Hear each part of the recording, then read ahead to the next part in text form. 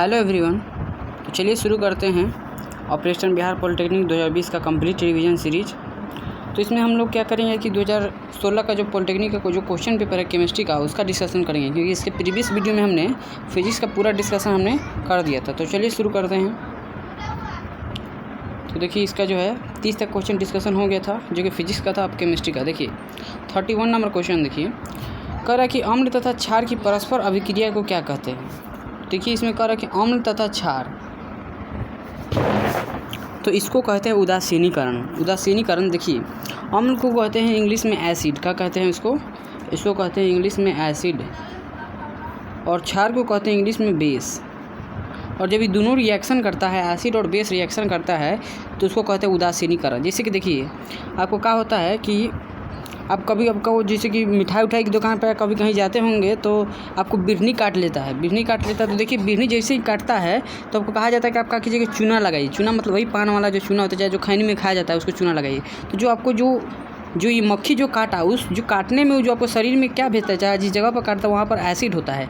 और जैसे ही आप चूना लगाते हैं, यानी कि सोडियम हाइड्रोक्साइड वही चूना होता है, इसको आप जैसे ही इस पर अप्लाई करते हैं तो इसको काट देता है। मतलब कि ये जो एसिड है और ये बेस, ये दोनों मिलकर क्या किया, उदासीनीकरण। तो देखिएगा बहुत दर्द कम करता है और साथ ही साथ फूलेगा भी कम, तो यही कारण है। दूसरा देखिए, आपको कभी कभी पेट में गैस हो जाता है, तो गैस होने का कारण क्या होता है कि जो आप खाना नहीं खाते हैं तो क्या होता है कि ज़्यादा अम्ल मात्रा में जमा हो जाता है, जिसके कारण गैस हो जाता है। तो गैस को काटने के लिए या फिर उसको न्यूट्रलाइज़ करने के लिए क्या चीज़ खाते हैं, बेस खाते हैं, जैसे कि इनो उनो हो गया, ये सब क्या है, बेस। अब जैसे ही दोनों रिएक्शन करेंगे तो क्या मिल जाएगा, उदासीनीकरण, मतलब कि न्यूट्रल कर देगा, तो वही है उदासीनीकरण। तो अब हम समझ रहे हैं कि क्या है उदासीनीकरण, मतलब कि दोनों को आपस में रिएक्शन होता है, जिसके कारण दोनों का जो है अफेक्ट कम हो जाता है। तो और दूसरा एक और एग्जाम्पल देखिए, जैसे कि हम लोग क्या करते हैं, जैसे कि एक होता है HCl, जैसे कि एसिड, स्ट्रॉन्ग एसिड है, मतलब कि प्रबल अम्ल है, और इसके साथ अगर हम रिएक्ट करवा दें NaOH, ये भी स्ट्रॉन्ग बेस है। देखिए ये स्ट्रॉन्ग क्या है, एसिड है, और ये है स्ट्रॉन्ग बेस। तो देखिए strong acid strong base reaction करके क्या बन जाता है, NaCl, जो कि हम लोग कहते हैं जैसे यही नमक है, NaCl प्लस वाटर, यानी कि न्यूट्रलाइज होकर क्या बन जाता है, उदासीनीकरण होकर क्या बन जाता है, नमक और वाटर। तो आप समझ गए होंगे क्या चीज़ है ये।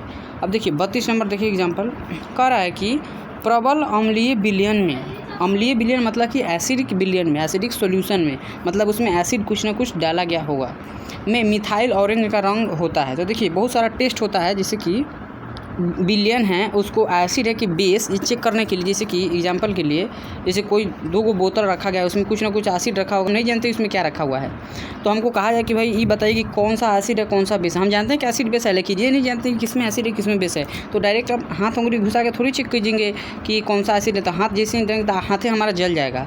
तो दोनों ही खतरनाक होता है, एसिड भी खतरनाक होता है और बेस भी खतरनाक होता है, दोनों हाथ से जलने का ज़्यादा खतरनाक होता है एसिड। एसिड में हाथ जलेगा तो हाथ खदार के रख देगा। तो जैसे कि आप देखते हो एक बैटरी का पानी पर, जैसे ही पानी, जैसे कि बैटरी का आप लाइए पानी जो होता है, और उसको अगर कपड़ा पर गिरा दे, देखिए कपड़ा पर फाड़ देगा। स्क्रीन पर गिरा दीजिएगा तो मतलब कि स्किन खदार देगा, बहुत ही कोरोसिव होता है। तो चेक करने के लिए हम लोग कुछ इंडिकेटर लगाते हैं, इंडिकेटर। तो वही कुछ इंडिकेटर का इस्तेमाल करके हम लोग उसको उसमें डुबाते हैं, और उसमें कुछ ना कुछ रिएक्शन होकर के कुछ कलर देता है, कलर चेंज देता है। तो वही उसमें है कि मिथाइल ऑरेंज है। तो देखिए बहुत सारा आपको मिथाइल ऑरेंज कभी पूछा जाता है, कभी लिटमस पेपर के बारे में कुछ पूछ देगा। तो देखिए हम पूरा उसका चार्टे लाए हैं, उसका हम पूरा चार्ट आपको पास लाए हैं, तो उस चीज़ को देखिएगा पूरा, तो आपको समझ में आएगा। देखिए हम क्या किए कि इसको पूरा चार्ट आप चाहते हो तो इसका स्क्रीनशॉट ले लीजिए, इस पूरा चीज़ को देखिए। आपसे अभी सवाल पूछा गया है मिथाइल ऑरेंज का, देखिए ऊपर से 3 नंबर देखिए इसमें लिखा है मिथाइल ऑरेंज। तो इसमें पूछा है कि मिथाइल ऑरेंज का एसिड में क्या कलर होगा। तो देखिए मिथाइल ऑरेंज का कलर कैसा होता है, ऑरेंज कलर का, नारंगी कलर का, लेकिन जैसे ही वो एसिड में जाएगा तो उसका कलर कैसा हो जाएगा, लाल रंग का। देखिए तीसरा नंबर लाल रंग का। अगर वही देखिए मिथाइल ऑरेंज का जो नाम है, लेकिन इसका कलर जो होता है येलो होता है शुरू में कलर, जो देखिए मिथाइल ऑरेंज इसका जो कलर होता है ऑरेंज होता है, जैसे ही एसिड में जाता है तो इसका जो है कलर रेड हो जाता है, लाल रंग हो जाता है। और जैसे ही बीच में इसको डालिएगा तो वही येलो हो जाएगा। यानी कि इंडिकेटर का इस्तेमाल करके हम लोग पता लगा लेते हैं कि किस में एसिड है और किस में बेस है। तो सिर्फ आपसे खाली यही नहीं पूछा जाएगा, और भी कभी कभी पूछा जा सकता है। देखिए लिटमस के बारे में बहुत ज़्यादा पूछा जाता है कि लिटमस का जो है, तो देखिए लिटमस जो पेपर है, लिटमस एक पेपर होता है, मतलब कि कागज़ के जैसा ही होता है, वो मिलता है। तो उसका इस्तेमाल करके आप लोग पता कर सकते कौन सा एसिड। जैसे ही एसिड में डलेगा तो लाल हो जाएगा, और जैसे ही बेस में डलेगा तो ये ब्लू हो जाएगा। फिर आपसे फेनोल्फथलीन के बारे में पूछा जाता है, तो देखिएगा फेनोल्फथलीन का भी हम दे दिए हैं कि देखिए फेनोल्फथलीन जो है एसिड में डलेगा तो कलरलेस, मतलब उसमें कोई कलर नहीं दिखाएगा, लेकिन जैसे ही बेस में डलेगा तो उसका कलर पिंक हो जाएगा। तो ये 3 जो क्वेश्चन है ना बार बार पूछे जाते हैं, इसलिए थोड़ा सा याद रखिएगा। एक है लिटमस, एक है मिथाइल ऑरेंज जो अभी पूछा गया है, और एक होता है फेनोल्फथलीन। देखिएगा नीचे से 3 नंबर देखिए तो इसमें लिखा हुआ है।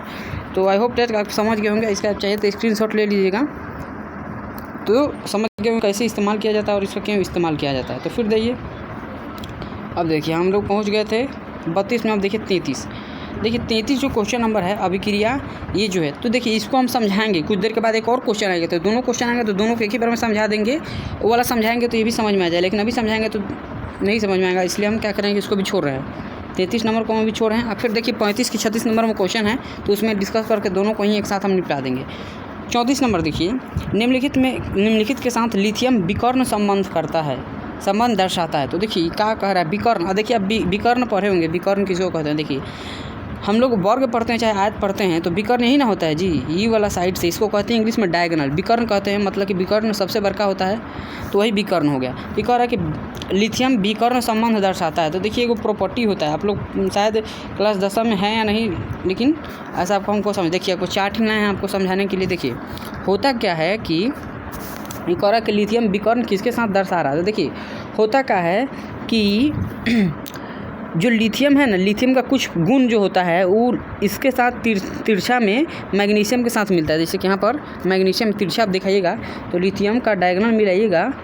देखिए लिथियम का तिरछा अगर मिलाएंगे हम, देखिए लिथियम से डायरेक्टली मैग्नीशियम में चल जाए, तो यही है डायगोनल। जैसे कि कर्ण की तरफ मिल रहा है कि नहीं, देखिए 90 डिग्री से कर्ण ऐसे मिल रहा है, तो यही कर्ण विकर्ण संबंध है कि लिथियम का कुछ प्रॉपर्टी किसके साथ मिल जाता है, मैग्नीशियम का। वैसे ही बेरिलियम का इसके साथ मिलेगा, बेरिलियम का मिल जाएगा, बेरिलियम का कुछ प्रॉपर्टी मिलता है एल्युमिनियम के साथ। तो वैसे ही बोरॉन का कुछ, मतलब कि आप डायरेक्ट तिरछा गुना करते हैं, बोरॉन का कुछ सिलिकॉन के साथ, कार्बन का कुछ, ऐसे ही कुछ रिलेशन मिलते जाता है। तो आपसे पूछा जाएगा कि अभी देखिए अभी सिर्फ पूछा गया है लिथियम का किसके साथ, तो लिथियम का तिरछा मिला दीजिएगा, उसके नीचे वाला था लिथियम के साथ मैग्नीशियम आ गया। वैसे ही कभी कभी पूछा जाएगा कि बेरिलियम का किसके साथ मिलता है, तो देखिए बेरिलियम का यहाँ एल्युमिनियम के साथ, ये याद रखिएगा, और बोरॉन का सिलिकॉन के साथ। यही 3 चीज़ बार बार पूछा जाता है, इसलिए थोड़ा सा ध्यान रखिए। यही डायगोनल, इसको कहते हैं इंग्लिश में डायगोनल रिलेशनशिप। रिलेशनशिप मतलब संबंध, और डायगोनल का मतलब विकर्ण, यही मतलब कि उसका कुछ ना कुछ प्रॉपर्टी इससे मिलता है, यही डायगोनल रिलेशनशिप। तो आई होप दैट आप समझ गए होंगे क्या है विकर्ण, क्या कौन सा संबंध है, इसलिए हम चार्ट ही लाए कि आपको बढ़िया तरीके से हम समझा सकते हैं। अब आपका देखिए हो गया। तो लिथियम किसके साथ संबंध बनाता है, तो देखिए आपका डी नंबर ऑप्शन है मैग्नीशियम। देखिए हम बताएं एल्युमिनियम किसके साथ संबंध होगा, बेरिलियम के साथ। जैसे कि फिर से देख लीजिए, एल्युमिनियम अगर ऑप्शन में है, इसका मतलब एल्युमिनियम का कौन सा बनेगा, इसके ऊपर वाला जस्ट खींचिएगा। देखिए एल्युमिनियम हमेशा बेरिलियम के साथ है। अगर पूछेगा कि बेरिलियम का कौन सा डायगोनल संबंध है, यानी कि विकर्ण वाला संबंध है, तो एल्युमिनियम के साथ, याद रखिएगा। और देखिए सोडियम का अगर पूछा है, सोडियम का पूछा तो उसके नीचे वाला मिला दीजिए कैल्शियम का। ऐसे ही सब नहीं होता है, लेकिन सोडियम तक, लिथियम सोडियम का हो सकता है, लिथियम का मैग्नीशियम और सोडियम का कैल्शियम के साथ। तो फिर देखिए अब क्वेश्चन ये आपको समझ गए होंगे। देखिए 35 नंबर, देखिए 35 नंबर क्वेश्चन क्या कह रहा है, पर कार्बनिक यौगिकों का मुख्य स्रोत क्या है। मतलब कार्बनिक यौगिक, जैसे देखिए होता क्या है कि बहुत सारा कार्बनिक यौगिक कहते किसको, देखिए जिसमें कार्बन हो, हाइड्रोजन हो, ऑक्सीजन हो, मतलब इसी को कार्बन और हाइड्रोजन को क्या कहते हैं, कार्बनिक यौगिक। जैसे कि हम लोग चीनी है, चीनी क्या चीज़ है, चीनी का फार्मूला होता है C12H12, मतलब ऐसा कुछ होता है। जैसे ग्लूकोज C6H12O6, चीनी का C12, ऐसे कुछ CH और कुछ रहता है 12, 24, 21, ऐसा कुछ होता है, यानी कि इसको मिला दिए 12, 24, 21, ये सब चीनी का फल होता है। इसमें क्या देख रहे हैं कि कार्बन है, हाइड्रोजन है, ऑक्सीजन है, और जैसे कि मीथेन, इथेन है, सब आप पढ़ रहे हो, तो इसमें क्या होता है, कार्बन होता है, हाइड्रोजन होता है। तो जितना भी सब क्या है, कार्बनिक कंपाउंड है, मतलब इसमें कार्बन है। जैसे कि बहुत सारा DNA RNA पढ़ते हैं, वो सब में क्या होता है, कार्बन होता है। तो ये सब कार्बनिक मुख्य का स्रोत कहाँ से, मतलब ये कहाँ से मिलता, कहाँ से। देखिए ऑप्शन है इसमें कोल, तारा, पेट्रोलियम। तो देखिए पेट्रोलियम भी है उसमें, जैसे पेट्रोलियम होता है, पेट्रोलियम में क्या होता है, ब्यूटेन होता है। ब्यूटेन का फार्मूला क्या होता है, C4H10, ऐसा कुछ। ब्यूटेन से जितना ऊपर वाला, यानी कि C5 वाला होगा ना, यही सब होता है ब्यूटेन के ग्रुप, मतलब यही सब कंपाउंड जो है आप पेट्रोलियम, यानी कि जो डालते हैं पेट्रोलियम, डीजल, यही सब है। कोल, तार वही अलकतरा होता है। तो ये सब क्या है, इसमें कार्बनिक कंपाउंड है, तो यही सब स्रोत है। 36 नंबर देखिए, 36 नंबर भी इम्पोर्टेंट है। इसे मतलब सवाल तो आता है लेकिन कभी कभी कन्फ्यूजन हो जाता है, इसलिए सवाल ही गड़बड़ हो जाता है। लेकिन आप हमको कॉन्सेप्ट बताएंगे, देखिएगा जल्दी समझ में आ जाएगा। देखिए 36 नंबर कह रहा है कि 90। देखिए कभी कभी ऐसे जैसे कि आपको दिखा दे रहे हैं, वैसे मान चलिए कि लिखा गया, यहाँ लिख दिया गया लिथियम, तो नीचे क्या चीज़ लिखा रहता है, ऊपर देखिएगा 2 चीज़ लिखा है कि नहीं, नीचे 90 लिखा है, ऊपर 234। याद रखिएगा, जो ऊपर लिखा रहता है उसका मास लिखा रहता है, और जो नीचे लिखा रहता है उसका एटॉमिक नंबर लिखा होता है। जैसे देखिए लिथियम कितना एटॉमिक नंबर रहता है, हाइड्रोजन हीलियम लिथियम, यानी कि 3 नंबर पर, तो एटॉमिक नंबर इसका 3 है, और इसका मास कितना होता है, तो 6 होता है। मास कितना होता है, 6। देखिएगा आप, जैसे आप एग्जाम्पल आपको दिखा रहे हैं, रुक जाइए, क्योंकि हम लोग मास नंबर डॉट डॉट, देखिए यहाँ पर आइए आपको दिखाते हैं। देखिए लिथियम का एटॉमिक नंबर ऊपर दिया है, और इसका मास देखिए 6.93, यानी कि हम लोग 6 ले लेते हैं। ये सब आप पढ़े होंगे कि इसका कितना मास लिया जाता है। तो वही नीचे जो होता है वो क्या होता है, पीरियोडिक टेबल में जो ऊपर होता है ना, ऊपर होता है एटॉमिक नंबर और नीचे होता है इसका मास। लेकिन इस सब में अगर अलग अलग लिखा जाए तो उसको क्या होता है, नीचे होता है एटॉमिक नंबर और ऊपर होता है मास। तो देखिए क्वेश्चन नंबर 2 में देखिए यहाँ पर लिखा है, देखिए नीचे 90 लिखा है, यानी कि इसका एटॉमिक नंबर है, 90 है उसका एटॉमिक नंबर। परमाणु संख्या, यानी TH का मतलब क्या हुआ, थोरियम, थोरियम का 90 है, 234, यानी कि सब अल्फा बीटा कर हम बताए थे कि देखिए जो हेवी वाला है, जैसे कि देखिए पूरा कॉन्सेप्ट आपको क्लियर हम कर दे, फिर से हम आपको ले जा रहे हैं उसमें एटॉमिक नंबर में, पूरा आपका क्रिस्टलिक कंसेप्ट कर दे रहे हैं। देखिए है जितना भी है, देखिएगा है एक्टिनाइट्स ग्रुप, देखिए 89 से लेकर के 100 जो 3 वाला एटॉमिक नंबर का है, इस सबका देखिए मास कितना है, 200 से सबका पार है, 227 है, 200, ये जितना भी है यही सब अल्फा बीटा गामा रे अपने आप बिकता है। मतलब कि इतना ना भारी होता है, अनस्टेबल होता है, मतलब कि स्टेबल नहीं होता है, इसलिए अपने आप में से कुछ फेंकता है, जैसे अल्फा गामा रे इसी फेंक के क्या होता है कि अपना वजन ही घटा लेता है। तो देखिए यूरेनियम इसी में आता है, 92, देखिए ये 92 आता है, यहाँ पर है देखिए यूरेनियम, यहाँ पर है देखिए यूरेनियम। अभी आपका क्वेश्चन था थोरियम, तो देखिए एटॉमिक नंबर इसका 90 है कि नहीं, ऊपर देखिए 90 है, 200 देखिए 52 है, नीचे यही है, ऊपर एटॉमिक नंबर है, नीचे मास है। तो यही सब कितना हैवी एलिमेंट होता है, ये सब अल्फा बीटा गामा फेंकते रहता है। तो देखिएगा यहाँ कह रहा है कि ये सब फेंक क्या रहा है, यहाँ पर देखिए मतलब अपने से उत्सर्जित वही फेंक रहा है कि इसका उत्सर्जित कर रहा है।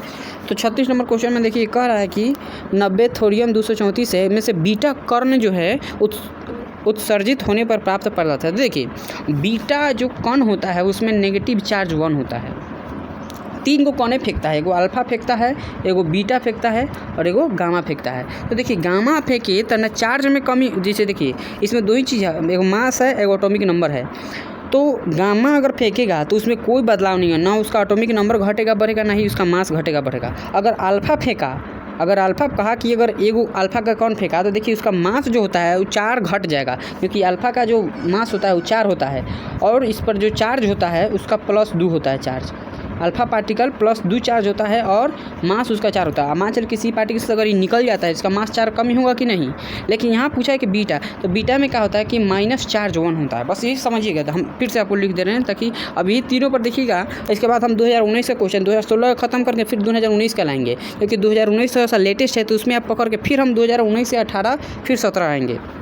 तो देखिए उसमें आपको मिलाएंगे कि हम कितना चीज़ बताएं, क्योंकि सिर्फ हम आपको, जैसे कि बहुत लोग आदमी ऐसे आपको पढ़ाएगा कि सिर्फ ये क्वेश्चन बता देगा और इसका आंसर क्या है वही बता देगा, लेकिन हम आपको इससे कितना क्वेश्चन उठा जा सकता है। क्योंकि आपके मान चले कि पूछा बीटा कर्म, तो जरूरी थोड़ी है कि अगला बार भी आपको बीटा कर्म ही पूछे, हो सकता है कि आपका अल्फा कर्म भी पूछे, हो सकता है कि गामा भी पूछ दे। तो वही जितना क्वेश्चन पूछ सकता है वो सब चीज़ हम बताने का कोशिश कर रहे हैं। तो देखिए अगर अल्फा कर्ण यही पूछता है कि अगर अल्फा कर्ण उत्सर्जित है तो इसमें क्या होता है, इसका जो कह रहे हैं कि अल्फा जो अगर अल्फा निकलेगा तो उसका मास 4 होता है और जो एटॉमिक नंबर होता है 2 होता है। अगर बीटा कहे तो उसमें मास 0 होता है, मतलब मास में कोई बदलाव नहीं होगा, लेकिन जो है एटॉमिक नंबर इसका -1 होता है। अगर गामा मिले तो कोई चेंज ऐसे नहीं होगा, 0 0।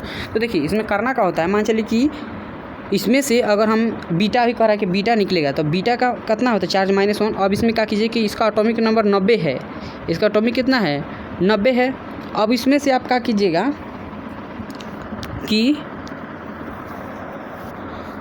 -1 कर दीजिएगा एटॉमिक नंबर में, और मास जो है मास में भी घटाना ही होगा, दोनों में घटाना ही होगा मेन से, मतलब कि हमारा मेन कौन है एटॉमिक नंबर 90 है। तो देखिए करना क्या होगा, जैसे कि दोनों को, जैसे कि एटॉमिक नंबर आटम को छोड़ दीजिए, आटम यहाँ थोड़िए में इसको छोड़ दीजिए, 234 लिखिए, उसमें से हमको घटाइएगा। मतलब कोई भी कहे अल्फा बीटा कुछ कहे तो आपको घटाना है। कितना घटाना है, जैसे कि आपको बीटा कहा, बीटा निकला तो घटा देंगे, कितना घटाएंगे तो यहाँ पर चार्ज कहे कि -1 और यहाँ पर है 0, तो जब इसमें से इसको घटाएंगे, जिससे घटा का सिंबल, तो कुछ फर्क नहीं रहेगा, यानी कि 234 का 234 रहेगा। लेकिन 90 में से घटाना है, और उधर भी -1 है, घटाना है भैया, मतलब कह रहा है कि आपको मैथमेटिक्स हिसाब से जाना होगा। हम तो कहें कि 90 में से घटाना है, कितना घटाना है, तो -1 घटाना है, तो माइनस माइनस क्या हो जाएगा, प्लस, यानी कि एटॉमिक नंबर 91 हो जाएगा। समझे कि नहीं?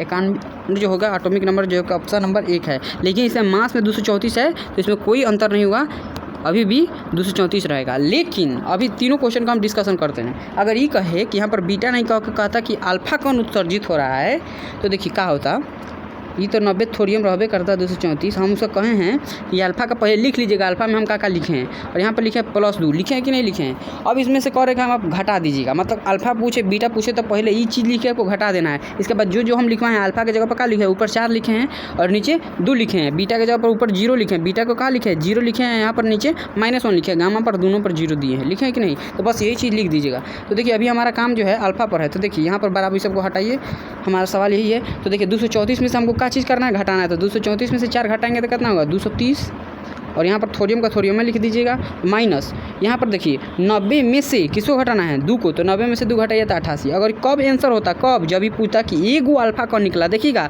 कभी कभी दे देता है एगो बीटा 2 गो बीटा, तो याद रखिएगा अगर एगो बीटा का है तो 1 माइनस, 2 गो बीटा का है तो 2 बार माइनस। समझे कि नहीं? तो सब बात समझ रहे हो क्या कि ये एगो पर बीटा है तो 2 पर 2 गुना हो जाएगा, तो ये सब बात समझिएगा। अब देखिए 37 नंबर क्वेश्चन दे दीजिए, तो पूरा आपका कंसेप्ट हम दे दिए। अब कहीं भी अगर अल्फा बीटा पूछा तो आप बना सकते हैं।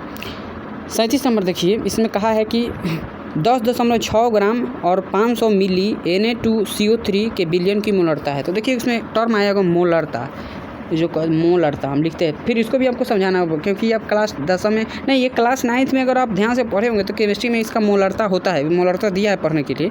लेकिन अगर ध्यान नहीं देंगे तो देखिए हम आपको समझा रहे हैं।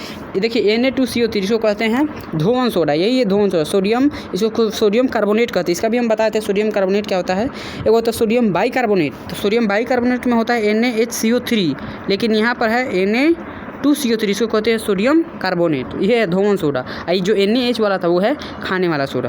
तो देखिए हमारा अभी जानना जरूरी है मोलरता क्या है।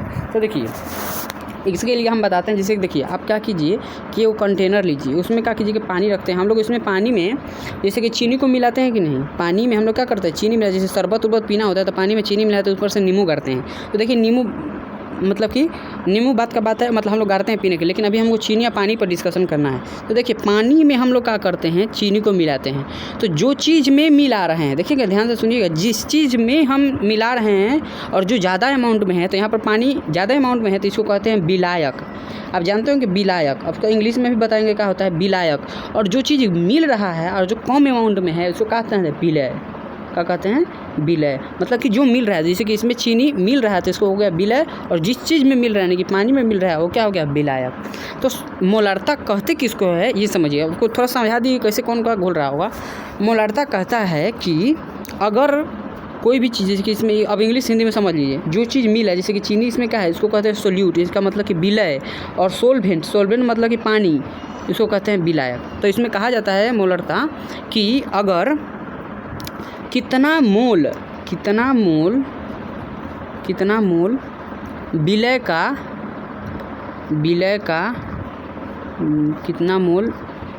का 1 लीटर पानी में मिला है, 1 लीटर पानी में मिला है। अब थोड़ा सा ये तब भाषा होगा, परिभाषा होगा, छोड़िए परिभाषा का करिए, समझिए। अगर हम ये कहें कि देखिए कौन सामान का हम आपको बताते हैं कि 1 मोल किसके बराबर होता है, जैसे कि 1 मोल किसके बराबर होता है, तो जो भी, जैसे कि अब चीनी का फार्मूला होता है C12H12O22, जैसे होता है ना C12H11O22, ऐसा कुछ होता है। तो अब देखिए क्या क्या फार्मूला है। तो जितना भी मास है इसको जोड़ करके गुना भाग करके, जैसे कि एगो कार्बन का मास होता है 12, तो 12 44 से इसे जोड़िएगा तो आपको 382 आ जाएगा। क्या आएगा आपका, 382 आ जाएगा। देखिए 382 84 आ जाए, 382 जो भी आ जाए, 382 ग्राम आ गया, यानी कि 1 मोल बराबर अतना ग्राम।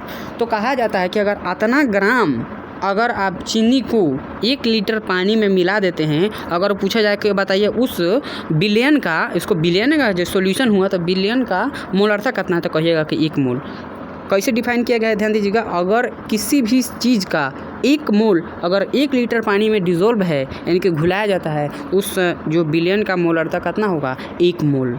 समझे कि नहीं। डिफाइनेशन ही है कि 1 मोल विलय जो है विलय का किस में डुबाना है, 1 लीटर में विलायक में डुबाना है, तब हो जाएगा 1 मोल। अगर हम ये कहें कि 1 लीटर तो पानी है लेकिन 1 मोल नहीं है, आधा मोल हम उस चीज़ का किसी के डुलाए हैं, मतलब कि मिलाए हैं, और पानी का लीटर 1 है, तो कितना मोल का, तो उसका बताइए कि उसका मोलरता कितना होगा। तो हम बताएं कि 1 मोल कब होगा, जब 1 मतलब कि 1 मोलरता कब, मोलरता एक कब होगा, जब 1 मोल घुलेगा 1 लीटर पानी में, लेकिन यहाँ घुल कितना रहा है, 1/2 यानी कि आधा, तो इसका मतलब कि मोलरता भी कितना हो जाएगा, आधा, क्योंकि यहाँ पर देखिए 1 लीटर अभियो है।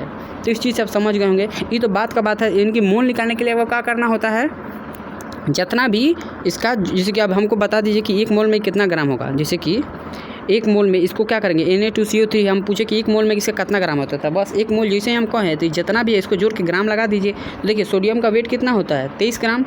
सोडियम का वेट आप देखिएगा, वजन देखिएगा तो 23 ग्राम होता है, तो 23 गुने यहाँ पर 2 है, तो 23 दूने 46, डायरेक्ट हम जोड़ दे रहे हैं। और कार्बन का होता है 12 और ऑक्सीजन का होता है 16, तो 16 48। देखिए क्या हो जा रहा है, तो देखिए 48 12 जोड़िएगा तो 50 10 60 60 40 100 आज 6 यानी कि 106 ग्राम, यानी कि 1 मोल में 106 ग्राम। अगर 106 ग्राम अगर जो सरफ है ना जी, धुआं सोडा है, तो वही सरफ हुआ। अगर इतना 1 लीटर पानी में घुला है तो इसको कह देंगे इसके बिलियन के मोलरता कितना है, 1 है। लेकिन देखिए यहाँ पर घुला इतना नहीं है, इसमें कहा कि 10.6 ग्राम घुला है। तो देखिए यहाँ पर फिर से हम एक नियम में जाएंगे। हम कहे थे कि अभी इसका जोड़ने पर आया 106 ग्राम, अगर 106 ग्राम घुला होता 1 लीटर पानी में, तो 1 लीटर पानी को देखिए, 1 लीटर कभी 1 लीटर को जो है मिलीलीटर में दे देता है, तो हम डायरेक्ट लिख दे रहे हैं 106 ग्राम अगर पानी में डूबा है, अगर कितना ml में, 1 लीटर कहे या फिर 1000 ml में, तो इसको कहते हैं 1 मोलरता। अगर हम कह रहे हैं कि 1 ग्राम घुला होगा तो क्या होगा, 1000/106 मोल, मतलब वही मोलरता, उसको मोलरता को कैपिटल M में लिखते हैं। उसी तरीके से अभी घुला कितना है 10.6, तो 10.6। लेकिन यहाँ देख रहा है कि 1 लीटर पानी भी नहीं है, ये पानियों को घटा दिया, पानियों को हो रहा है कि 500 ml है।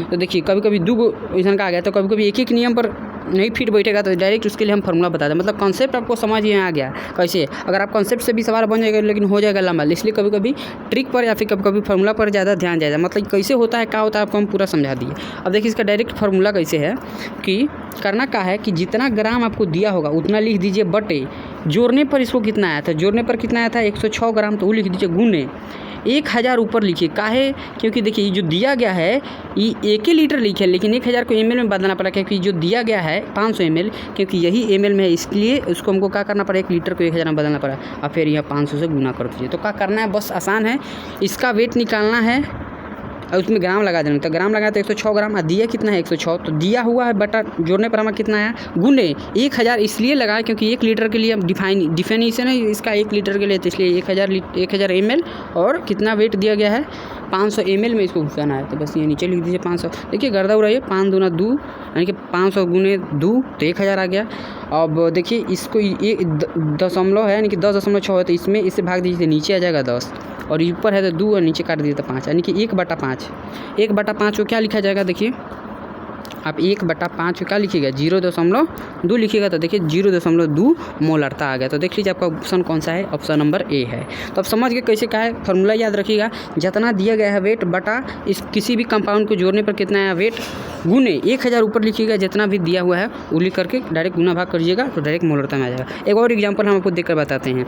अगर मान के चलिए, फिर हम यहाँ पर दूसरा क्वेश्चन लिख दे रहे हैं, जैसे कि मान के चलिए कि हम यहाँ पर Na2CO3 नहीं लिख करके कैल्शियम कार्बोनेट लिखते हैं। क्या लिखते हैं, कैल्शियम कार्बोनेट। ठीक, कैल्शियम कार्बोनेट वही संगमरमर को होता है, कहते हैं कैल्शियम कार्बोनेट। देखे होंगे संगमरमर के पत्थर ना ताजमहल में लगा हुआ है, तो वही कैल्शियम कार्बोनेट है। और देखिए अगर हम यहाँ 10.6 ग्राम नहीं लिख कर लिखते हैं 10 ग्राम, ठीक, और यहाँ पर हम 500 नहीं लिख कर लिखते हैं 250 ग्राम। तो हमको फार्मूला लिखना है, तो सबसे पहले क्या करेंगे, इसको टोटल जोड़ के ग्राम में लाएंगे। कैल्शियम कार्बोनेट को जोड़िए, कैल्शियम का वेट होता है 40 प्लस कार्बन का होता है 12 प्लस एक ऑक्सीजन का होता है 16, तो 3 ऑक्सीजन तो 16 48। अब देखिए 48 2 50 10 60 40 100, यानी कि टोटल जोड़ने पर कितना आया 100 ग्राम। फिर से हम अपना क्वेश्चन लिख दे रहे हैं। हमको कहे थे कि 10.6 ग्राम की जगह पर लिखिए 10 ग्राम, और 500 लिखा है तो इसकी जगह पर लिखिए 250 ग्राम, और हमको बताइए कि कितना मोलरता आया। तो इसको जोड़ने पर हम कितना है 100 ग्राम। यानी कि देखिए हम क्या कहे थे, जितना ग्राम दिया गया यानी कि 10 दिया गया है, बटा जोड़ने पर कितना है आपका 100 ग्राम, तो लिख दीजिए 100 ग्राम गुने 1000। तो आपको लिखना है, का है क्योंकि इसको ml में, का है क्योंकि आपको जो दिया गया अभी देखिए अभी 250 ml है, इसलिए इसको 1000 में बदलने के लिए ऐसा किया गया। तो देखिए डायरेक्ट लिखिए 250 में हम 4 से गुना करेंगे तो 1000 आ जाएगा। अब देखिए 10 का 100 10 बार में, यानी कि 4/10 काट दीजिए, 2 दूने 4 5 दूना 10, यानी कि 2/5, यानी कि 2/5 मोलरता, यानी कि 2/5 इसको कीजिएगा तो 0.4 मोलरता आ जाएगा। समझे कि नहीं। किसी भी सवाल को डायरेक्ट आप फार्मूला अगर होगा तो स्क्रीनशॉट ले लीजिएगा, और आराम से 2-3 क्वेश्चन, जैसे कि एक क्वेश्चन तो हम ही आपको प्रैक्टिकल करवा दिए, तो आप आराम से किसी भी देखिएगा तो आप आराम से आप बना सकते हैं। तो पूरा आपका कॉन्सेप्ट दे दिए, 9 क्लास का ही कॉन्सेप्ट था। फिर आपको क्लास 11 में भी पढ़ना होता है, तो आपको देखिए वहाँ से पहुँचा दिए, कैसे सवाल बनाना है सब चीज़ आपको बता दिए। देखिए 38 नंबर देखिए, धातुओं का वह गुण जिसके कारण धात्विक चादरें बनाई जाती है। देखिए अब इसको भी थोड़ा सा हम डिटेल बताएंगे। धातु के गुण होता है कि देखिए उसको जितना भी मारिएगा ना, जितना मारिएगा उतना ही फैलेगा। क्या होता है, जैसे कि आप देखिए, आप जो चॉकलेट खाते हैं, देखिए बहुत सारा चॉकलेट में, जैसे बहुत सारा चॉकलेट में ऊपर से प्लास्टिक का कवर होता है, जिसको फाड़ के खाया जाए। देखिए बहुत सारा चॉकलेट एक्लियर्स खाते होंगे, तो देखिए एक्लियर्स चॉकलेट में मोरा रहता है, वो चीज़ ऊपर से मतलब गोल गोल कवर लगा करके मोरा रहता है, जिसको हम लोग 12 में छील करके तब खाते हैं एक्लियर्स वाला चॉकलेट में। तो जो ऊपर से दिया जाता है वो होता है एल्युमिनियम का फॉयल। एल्युमिनियम का कहा कहते हैं उसको फॉयल। अच्छा एक दूसरा का एग्जाम्पल, अगर आप वो नहीं खाएँ तो एक और चीज़ देखिए, आप सुधा का दही खाए होंगे, सुधा का दही खाए होंगे, तो देखिए ऊपर से जो कभरवा रहता है, ऊपर से कभरवा जो लगाया रहता है वो भी एल्युमिनियम का रहता है।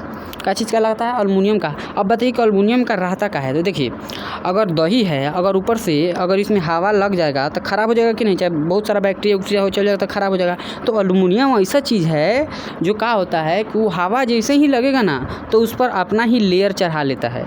इसी का एल्युमिनियम का गुण है। जैसे ही एल्युमिनियम, एग्जाम्पल इसका बताते हैं, आप क्लास 10 में पढ़े होंगे कि एल्युमिनियम जैसे ही ऑक्सीजन से रिएक्शन करता है, वातावरण से रिएक्शन करेगा तो बना लेगा Al2O3, अपना ही कवर बना लेता है। जब ये अपना ही कवर बना लेगा तो भीतर किसी भी हवा को जाने ही नहीं देता है। समझे कि नहीं। जैसे कि वैसे ही बात हो गया, जैसे कि हम जैसे क्या किए कि अपना घर की रक्षा के लिए कहीं को सैनिक खड़ा किए, सैनिक खड़ा किए, ये हमारा घर है, हम सैनिक खड़ा किए 4 बोरी।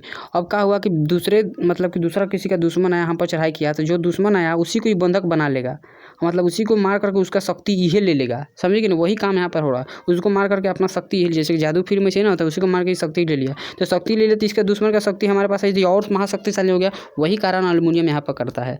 सर का एग्जाम्पल आप देखे होंगे कि पहले जो नाश्ता डिब्बा होता है शादी ब्याह में, तो देखिए एगो डिब्बा होता है, मतलब कि कागज़ वाला डिब्बा में पैकिंग होता था, फिर इसमें रबड़ चढ़ाना पड़ता था, फिर क्या रखना पड़ता। लेकिन अभी देखिएगा एल्युमिनियम वाला आ गया।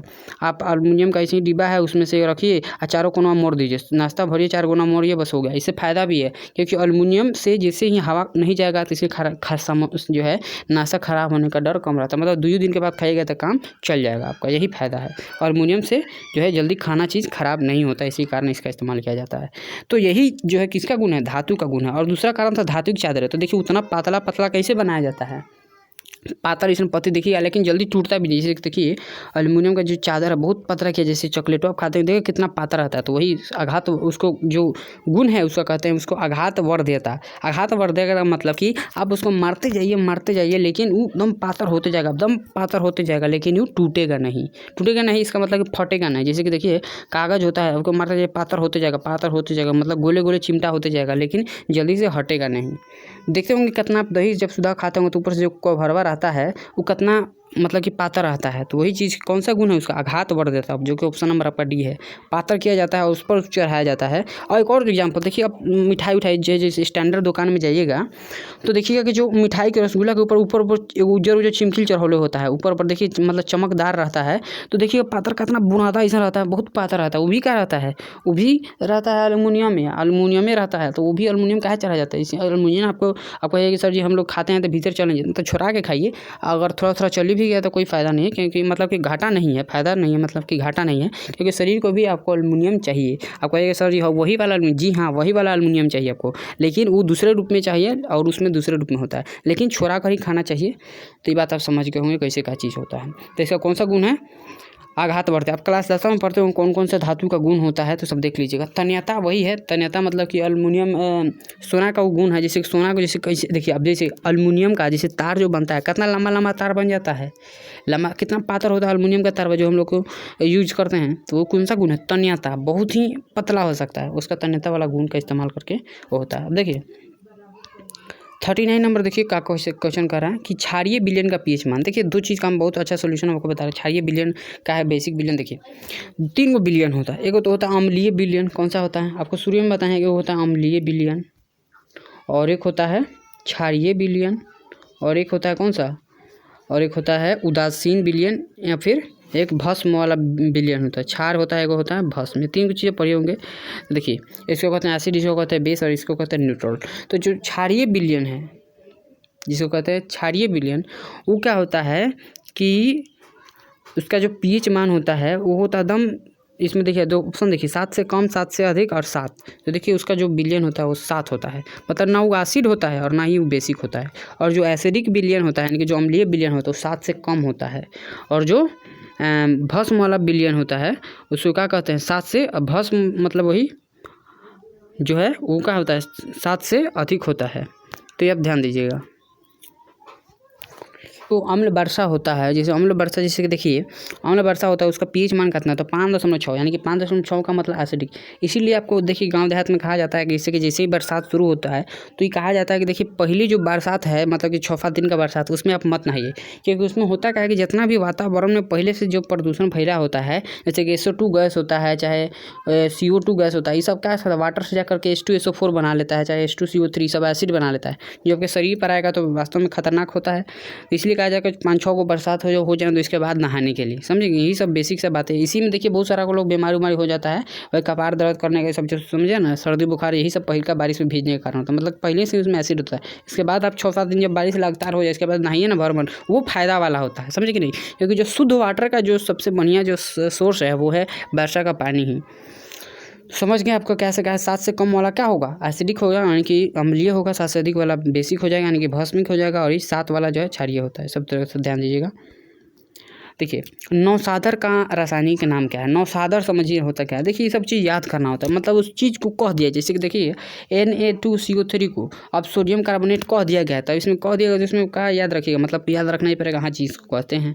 तो इसे ये नौसादर, इसको कहते हैं अमोनियम क्लोराइड। ये भी होता है, आपको समझना होगा कि देखिए नौसादर को अमोनियम NH4Cl इसको कहते हैं। अब देखिए इसको कहा जाता है 2-3 को आपको और चीज़ याद रखना होगा जो कि आ सकता है, जैसे कि देखिए इसमें हमको पूरा बता ही दे रहे हैं। देखिए इस अमोनियम फ्लोराइड है, तो ये अमोनियम तो ये हो गया क्या, अब फ्लोराइड को F लिख दीजिए, सिर्फ क्लोराइड की जगह पर फ्लोराइड लिख दिए, ब्रोमाइड की जगह पर फिर यहाँ पर ब्रोमीन लिख दीजिए, और आयोडाइड की जगह पर I लिख दीजिए। ये सब हो गया। इसके साथ ही 2-3 को चीज़ और हम आपको याद करवा दे रहे हैं, ताकि आपको अगला बार अगर क्वेश्चन में पूछे तो बनाने में थोड़ा सा आसानी होगा। जैसे देखिए आपको कभी कभी ब्लीचिंग पाउडर, देखिए क्लास 10th में भी आप पढ़े होंगे, ब्लीचिंग पाउडर का बहुत फार्मूला पूछता होगा।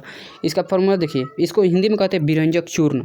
डायरेक्ट पूछ देगा आपसे विरंजक चूर्ण का फार्मूला बताइए, रासायनिक नाम बताइए, तो यही है कैल्शियम ऑक्सीक्लोराइड। याद रखिएगा CaOCl2।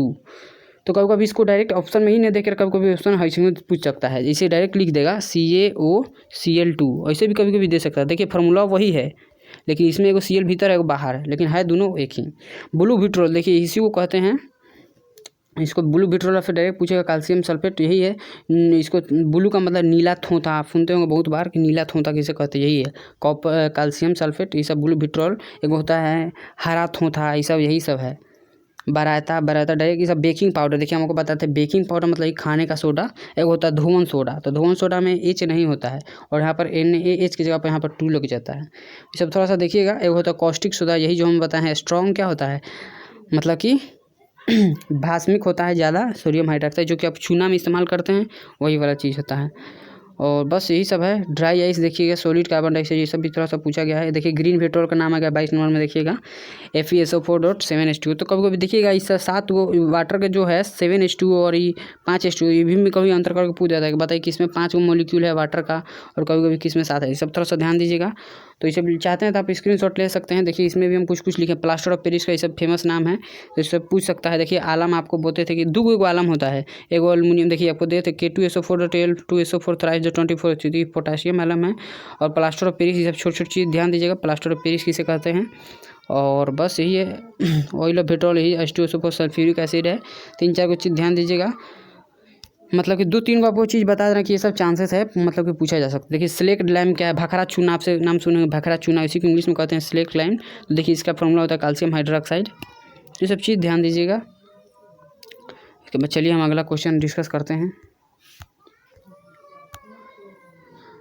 देखिए हम लोग कहाँ पहुँच गए थे, 40 नंबर में पहुँच गए थे। 41 नंबर, हाँ चलिए 41 नंबर भी नया कॉन्सेप्ट है, उस पर डिस्कशन कर देना। कह रहा है कि 41 नंबर में कि कैल्शियम सल्फेट का तुल्यांकी भार क्या होता है। देखिए ये भी आप नहीं पढ़े होंगे, तुल्यांकी भार क्या होता है। तो देखिए सबसे पहले इसके लिए हमको चार्ज आपको जानना होगा। चार्ज किसको कहते हैं, मतलब प्लस माइनस को चार्ज कहते हैं, सब आप लोग जानते होंगे चार्ज किसको कहते हैं, प्लस माइनस। देखिए कैल्शियम सल्फेट का फॉर्मूला कैसे लिखा जाता है पहले समझिए। तो देखिए फार्मूला लिखते समय क्या होता है कि जैसे कि हम कैल्शियम सल्फेट का फार्मूला लिखना होता है, जैसे कि सल्फेट लिख ले तो इसके नीचे क्या लिखा जाता है, इसके ऊपर का चार्ज लिखा जाता है। तो देखिए हम लोग कैल्शियम को +2 ऊपर पढ़ते हैं और सल्फेट को भी ऊपर 2- पढ़ते हैं। तो इसके वाला चार्ज इधर लिखा जाता है और जो इसका चार्ज है यानी कि सल्फेट का जो चार्ज है इसके नीचे लिखा रह जाता है। बस यहाँ क्रिस क्रॉस गुना किया जाता है। तो देखिए यहाँ पर हो जाता है इसका फॉर्मूला Ca2SO4 2। तो देखिए जब दोनों ही बराबर हो ना, दूध उसको काट देते हैं। लेकिन वही अगर जैसे कि Na2CO3 का फॉर्मूला होता है, जैसे कि फॉर्मूला होता है Na2CO3, तो ये आया कैसे। तो देखिए ये जब कंपाउंड कैसे फॉर्मूला लिखा जाता है तो पढ़े होंगे क्लास 10th में कि Na का चार्ज कितना होता है, ऊपर से +1 होता है, तो इसके सोडियम प्लस चार्ज लिखा गया और कार्बोनेट पर -2 चार्ज होता है, तो इसके सामने -2, तो यही वाला गुना होकर के फार्मूला बन गया। तो देखिए इसमें 1 है और इसमें 2 है, दोनों बराबर नहीं है, इसलिए क्या होता है कि अभी ये फार्मूला लग जाएगा। और 1 होता है तो 1 तो लिखा नहीं जाता है, और वही दोनों रह जाता तो दोनों कट गया। इसलिए कैल्शियम सल्फेट में क्या होगा कि दोनों पर चार्ज 2 था, इसलिए कट गया। तो बेसिक कॉन्सेप्ट समझ गया कि चार्ज क्या है। अब देखिए तुल्यांकी भार कैसे निकाला जाता है। तो देखिए इसके लिए एक तरीके नियम है, नियम बहुत ही आसान नियम है। देखिए जैसे आपको हम बताएं कि जैसे कि कैल्शियम पर +2 चार्ज होता है और सल्फेट पर 2- चार्ज होता है। तो देखिए जैसे ही दोनों चार्ज बराबर हो तो क्या कीजिएगा कि जो फार्मूला इसका जो हम आपको पहले बताया था कि इसका टोटल वेट जोड़ करके इसमें 2 चार्ज से भाग दे दीजिए, समझे। अगर कभी कभी आ जाएगी जैसे कि सोडियम, जैसे देखिए सोडियम, इसमें जैसे सोडियम कार्बोनेट में वो निकाले थे Na2CO3 में, तो इस पर चार्ज -2 रहता है, इस पर चार्ज 1 रहता है। देखिए इसमें 1 है और इसमें 2 है। अगर दोनों अलग अलग हो तो उसमें क्या कीजिएगा, दोनों को गुना कर दीजिएगा। तो 2 में 1 से गुना कीजिएगा, क्या होगा, अभी भी 2 आ गया। तो इस तरीक़ा से आप क्या कीजिएगा कि अगर सेम रहे तो वही चीज़ से भाग दे दीजिएगा, अगर अलग रहे, अगर मान चलिए कभी एक में 2 रहता है, एक में 3 रहता है, तो क्या कीजिएगा आप 3 दूनी 6 करके भाग दे दीजिएगा, भाग दीजिए, वही तुल्यांकी भार हो जाएगा, समझे कि नहीं। तो देखिए कैल्शियम सल्फेट का वेट, मतलब फिर से आपको वेट जोड़ना होगा, वही मोल वाला कंसेप्ट है। उसका वेट जोड़िएगा तो कितना आएगा, कैल्शियम का वेट होता है 40 प्लस, सल्फर का होता है 32 प्लस, और ऑक्सीजन का एक होता है 16 वेट इसका भार, और 4 है तो 64 का 64। आप जोड़िए कितना आएगा, देखिए 4 2 6 और 6 3 9 4 13 136 ग्राम आया। इसमें आप कितना से भाग दीजिएगा तो हम बताएं, इस पर भी चार्ज +2 होता है और सल्फेट पर भी प्लस चार्ज 2, सल्फेट पर -2, इस पर कैल्शियम पर +2, तो 2 होता है।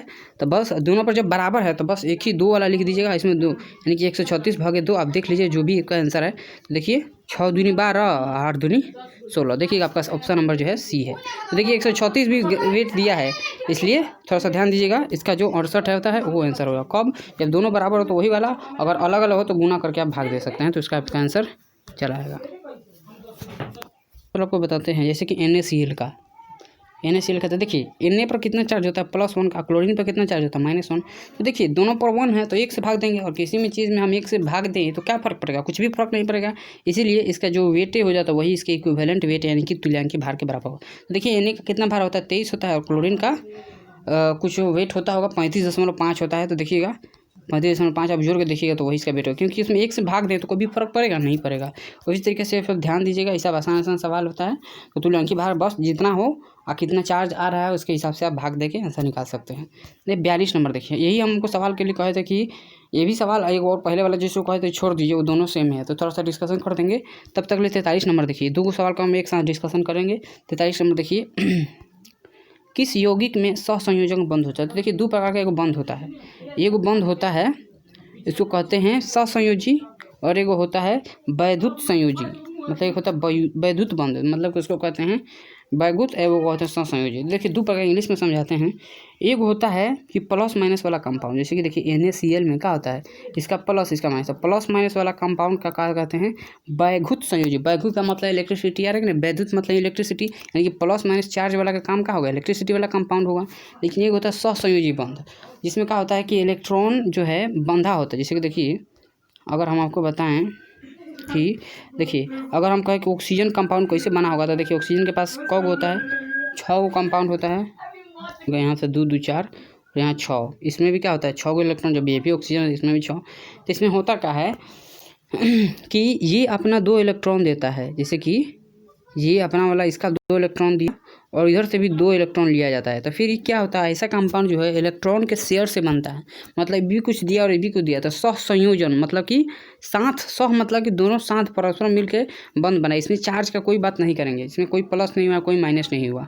तो जो है ये इलेक्ट्रॉन के मतलब ये कहा कि हम भी 2 इलेक्ट्रॉन दे रहे हैं तुम भी इलेक्ट्रॉन दो। लेकिन जो प्लस माइनस वाला कंपाउंड में क्या होता है, जैसे कि देखिए Na और Cl में क्या होता है कि देखिए Na के पास इसका एटॉमिक नंबर 11 है और इसका एटॉमिक नंबर 17 है। तो देखिए एटॉमिक नंबर 10 है और इसका 11 है, ये 17 है। तो देखिए अगर ये एगो इलेक्ट्रॉन दे देगा तो इसका जो है 10 हो जाएगा और ये इलेक्ट्रॉन ले लेगा तो इसका हो जाएगा 18। तो ये लेन देन वाला जो काम होता है उसको कहते हैं बैगुत संयोजन।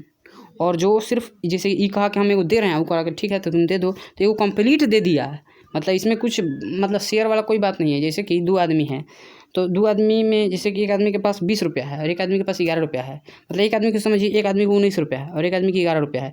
तो कहा कि अच्छा ये काम करो, या तो तुम हमको 9 रुपया दोगे, जैसे कि 11 वाला कहा कि या तो 11 वाला कहा 19 से, अच्छा ये काम करो तुम अगर हमको 9 रुपया दोगे तब हमारा 20 पुर जाएगा। तो उससे अच्छा 19 वाला कहा अच्छा ये काम करो तुम ही हमको 1 रुपया दे दो तो हमारा 20 पुर जाएगा। तो इससे अच्छा कहा है इसको दे देगा, तो वही चीज़ है एक कंप्लीट इसको दे दिया। लेकिन इसमें क्या है, वो होता है ऑक्सीजन वाला में, जैसे कि दोनों में बराबर बराबर पैसा है, जैसे कि इसके पास भी है 10 रुपया और इसके पास भी है 10 रुपया। तो कहा कि अच्छा वो काम करो तुम हमको 10 रुपया दे दो, तो क्या हो जाएगा हमारे पास 20 रुपया हो जाएगा। ये कहा कि नहीं तुम हमको दे दो तो 20 रुपया। तो कहा अच्छा वो काम करो दोनों 5-5 रुपये का डिस्कशन कर लिया जाए। तो 5-5 रुपया को वही डिस्कशन किया है तो यही 5-5 हो गया, मतलब कि अब इसे कि 10 रुपये इसके पास था। देखिए समझिए वही चीज़ को हम समझाने की कोशिश कर रहे हैं। 10 रुपये इसके पास भी, 10 रुपये इसके पास भी। तो क्या की होगा, अच्छा चलो तुम 5 रुपया दो तुम हम भी 5 रुपया देते थे, तो 5-5 मिलकर यहूँ जो 10 हो गया और इसका घट के 5 दे दिया था तो 5-5 10, यानी कि 10-5 15 पर इसका भी वैल्यू हो जाएगा और 10-5 15 इसका भी वैल्यू हो जाएगा, मतलब कि 10 से 15 का शेयरिंग दोनों पर हो जाएगा। अभी कहेगा ना कि जी हम 5 रुपया दिए तो हमारा भी 15 रुपया है तुम्हारा भी 15 रुपया है। तो ये जो शेयरिंग से जो होता है उसको कहते हैं सहसंयोजन। तो देखिए अब जिसमें चार्ज नहीं होगा वही सहसंयोजन होगा। तो देखिए मैग्नीशियम क्लोराइड में भी क्या होता है, चार्ज होता है। हम पढ़ते हैं मैग्नीशियम पर +2 और क्लोरीन पर -1, तो इस पर -2। कैल्शियम ऑक्साइड में भी इसी होता है, कैल्शियम पर +2 और ऑक्सीजन पर -2। लेकिन देखिए ये सब मीथेन कार्बनिक कंपाउंड जितना भी है, डायरेक्ट हम पकड़ने का तरीका बताए, जितना भी कार्बनिक कंपाउंड है वो सब चीज़ सहसंयोजन है, उसमें कोई चार्ज कार्बन पर कभी पर नहीं कि कार्बन का चार्ज आ गया, ये सब कुछ नहीं होता है। कार्बनिक कंपाउंड में चार्ज होता ही नहीं है। NaCl अभी बताएं कि Na पर प्लस होता है और Cl पर माइनस। तो इसमें देखिए चार्ज जो है इसमें चार्ज होता है। ये सब क्या है, बैगुत संयोजन बंध। और इसमें जो होता है कौन सा बंध होता है, जो है सहसंयोजन बंध। एक और प्रॉपर्टी हमको बता दे रहे हैं, देखिए जितना भी प्लस माइनस वाला जो कंपाउंड है उसमें इलेक्ट्रिसिटी आप पानी डाल करके इलेक्ट्रिसिटी बहाइएगा तो लगेगा बल्ब, जिसे उसमें फ्लो होने लगेगा। इसका अगर आप एक्सपेरिमेंट करना चाहते हैं तो देखिए आप क्या कीजिए कि बैटरी लीजिए, प्लस माइनस का बैटरी होता है, बैटरी ले लीजिए, इसमें से माइनस वाला तार चाहे प्लस वाला कोनो एगो तार कीजिए, एगो बल्ब में जोड़ दीजिए, ठीक, एगो बल्ब को जोड़ दिए और दूसरा वाला बल्ब लीजिए और इसका एगो प्लस तार निकालिए, एगो क्या कीजिए जिसका आप चेक करना चाहते हैं इससे करंट बहेगा कि नहीं, उसका क्या कीजिए जिससे आप चेक करना चाहते हैं कि मैग्नीशियम क्लोराइड से करंट बहता है कि नहीं, तो मैग्नीशियम क्लोराइड का बुरादा लीजिए चाहे कुछ भी लीजिए, उसमें पानी डाल दीजिए और इसमें क्या कीजिए प्लस वाला करंट दे दीजिए, इसमें से दूसरा का किनारे से प्लस वाला निकाल के बोला बांट दीजिए। अगर ये करंट कंडक्ट करता है तो नेचुरली क्या होगा, इसमें भी करंट बहेगा, इसके बाद इसमें भी चार्ज आएगा तो बॉल लगेगा बढ़ने, और करंट नहीं करेगा इसका मतलब नहीं। तो जितना भी प्लस माइनस होता है चाहे नमक का डाल के देखिए तो लगेगा बॉल बढ़ने, समझे कि नहीं। देखिए ये सब इथेन मीथेन ये सब को डालिएगा, जितना भी कार्बन कंपाउंड है वो सबसे फ्लो नहीं करता है, यानी कि करंट नहीं बहेगा। तो अब देखिए और तीसरा का देखिए प्रॉपर्टी गुण का होता है, कार्बनिक ये सब चार्ज वाला का जो कंपाउंड बनता है जैसे बंध बनता है वो सब बहुत ही उसका जो है मेल्टिंग पॉइंट और बॉइलिंग पॉइंट यानी कि गलनांक और क्वथनांक बहुत ज़्यादा होता है, जबकि एथेन मीथेन का बहुत ही कम है। जैसे देखते हैं कि जैसे हम लोग पेट्रोल को गाड़ी से निकालते हैं, जैसे कि पेट्रोल होता है हम लोग गाड़ी में टंकी में भरवाते हैं, जैसे खाली खुला छोड़ देंगे 5 मिनट ना सब पेट्रोल निकल जाएगा।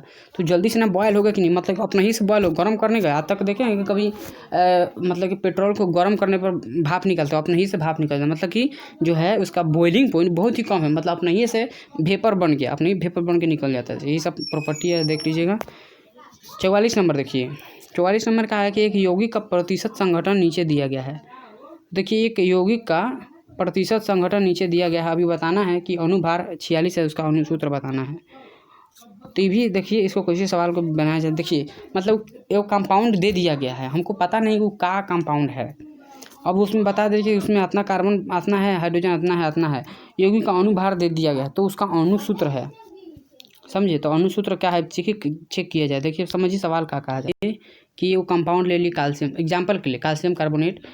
अब हमको ये सवाल दे दिया, अब हम इसमें दे दिए कि इसमें कैल्शियम का इतना परसेंटेज है, मतलब कुछ परसेंटेज दे, कुछ कार्बन का दे दे, कुछ ऑक्सीजन का परसेंटेज, ये हम आपको दे दिए। अब उसका भार भी हम बता दिए, जैसे कि देखिए इस सवाल में पूछा क्या गया है कि हमको कंपाउंड पता करना है कि कौन सा कंपाउंड है, उसमें दे दिया कि उसमें कार्बन हाइड्रोजन ऑक्सीजन है, और इसके साथ ही उसका वेट भी दे दिएगा, मतलब उसका कंपाउंड 46 है। तो हमको अनुसूत्र बताना था, हम क्या करेंगे, सबको चेक करेंगे, एक ही ऑप्शन देखिए किस में जोड़ कर देखेंगे किसमें उसका जो है 46 है, किस में चेक करेंगे। तो देखिए पहले चेक करेंगे, अगर हमको नहीं सबका अगर 2-3 को ऑप्शन का भार 46 मिल गया तो इसका मतलब कि हमको परसेंट भी चेक करना होगा। देखिए पहला को निकालते हैं, इसका भार कितना है। तो देखिए इसमें कौ कार्बन है, जो कार्बन 2 है, यानी कि वो कार्बन का वेट कितना होता है 12, तो 2 का 24 प्लस 1 ऑक्सीजन तो 16, अब 4 गो है हाइड्रोजन, तो उसको 4 जोड़िए, तो देखिए 16 4 20 और 20 40 4 44, तो ऑप्शन होगा नहीं, क्योंकि हमको भार कितना लाना है 46 का। ऑप्शन नंबर बी देखिए C2, यानी कि 12 दूनी 24 प्लस हाइड्रोजन 5 गो है, तो यहाँ पर 4 से 5 कर दिए, और नहीं 5 नहीं, एक 6 गो है तो 6 जोड़ दीजिए, और 1 ऑक्सीजन है यानी कि 16, तो देखिए 24 6 30 और 30 और 16 कितना हो जाए 40 से 6 46, यानी कि ऑप्शन नंबर बी हमारा 46 आ रहा है। और भी ऑप्शन देख लेते हैं। सी नंबर देखिए, इसमें 2 गो हाइड्रोजन 4 गो हाइड्रोजन, तो 4 गो हाइड्रोजन का वेट 4 हो गया, प्लस 2 गो कार्बन है तो 12 दूनी 24, और 2 गो ऑक्सीजन भी यानी कि 32, तो देखिए बहुत ज़्यादा हो जाएगा, 30 20 50 अब ये हो गया। डी नंबर देखिए, 1 गो कार्बन है तो 12, 2 गो जो हाइड्रोजन है तो 12 2 14 14, 1 गो है ऑक्सीजन तो 14 6 20 और 10 30, यानी कि डायरेक्ट ऑप्शन नंबर आपका पी हो गया। यानी कि कहा कि अनुभार कितना, मतलब उसी को जोड़ेंगे तो कितना है वही अनुभार हो गया, तो डायरेक्टली आप ऑप्शन से बना सकते हैं। 45 नंबर देखिए, चुंबकीय क्षेत्र में उसकी दिशा के समानांतर, चुंबकीय क्षेत्र में मतलब चुंबकीय क्षेत्र के दिशा के समानांतर एक इलेक्ट्रॉन गति कर रहा है, तो इलेक्ट्रॉन पर बल कितना लगेगा। तो ये सब आप फिजिक्स में पढ़े होंगे